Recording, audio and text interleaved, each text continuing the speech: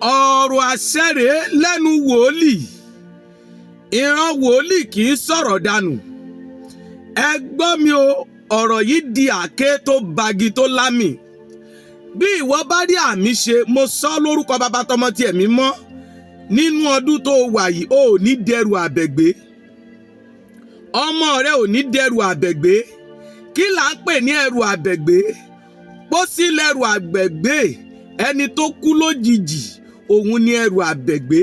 Mo wí lórúkọ Baba tọmọ ti ẹ̀mí mímọ́. Mo wí o, ìṣẹ̀lẹ̀ ibi tí ń ṣẹlẹ̀ sẹ́dá tí ń gbẹ̀mí lẹ́nu ẹ̀dá, tí wọ́n máa fi ń bẹ ènìyàn bí àwọn ará àdúgbò wípé ẹ jọ̀ọ́ ẹ bá wa gbé. Mo wí lórúkọ Baba tọmọ ti ẹ̀mí mọ́, kò ní jẹ́ ìpín rẹ. Àìsàn tí ń dé bá ni lójijì tí ń kọlù ni, tí wọ́n máa fi ń pariwo, tí wọ́n máa ń pẹbí, tí wọ́n máa ń pe ọ̀rẹ́, tí wọ́n máa ń para àdúgbò pé ẹ jọ̀ọ́ ẹ bá wa gbé, má jókù. Lórúkọ Olúwa kò ní jẹ́ ìpín ìwà àti ọmọ rẹ. Miruda li aleka awa saruda ili alawuja. Biriba bura arakatabuji birudi ili amon seidali alawu. Bú àṣẹ ọ̀rọ̀ kejì, bí ìwọ bá rí sí ẹ̀fẹ́yàn méje tó sì rí àmì ṣe. Mo sọ o, Merodia arabatabuji biribu. Ilé tí wọ́n ń kọ́ lóòjọ́, tí wọ́n parí lóòjọ́, lórúkọ Jésù kò ní jẹ́ ìpín rẹ. Kí ni wọ́n ń kọ́ lóòjọ́? Ilé wo ni wọ́n ń parí lóòjọ́ tí wọ́n sì ń gbé níyàn sínú rẹ̀ lóòjọ́? Òun ni pósí. Wọ́n kàn lóòjọ́, wọ́n parí rẹ̀ lóòjọ́, wọ́n tún wá gbéyàn sí lóòjọ́, wọ́n tún rí mọ́lẹ̀ lóòjọ́.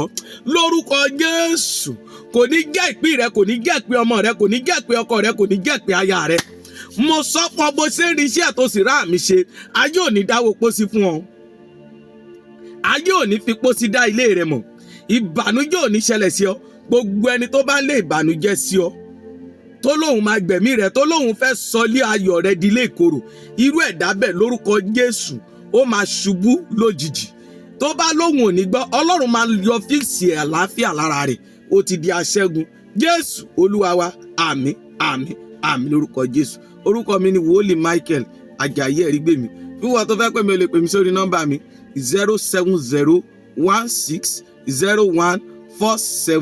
07016014790.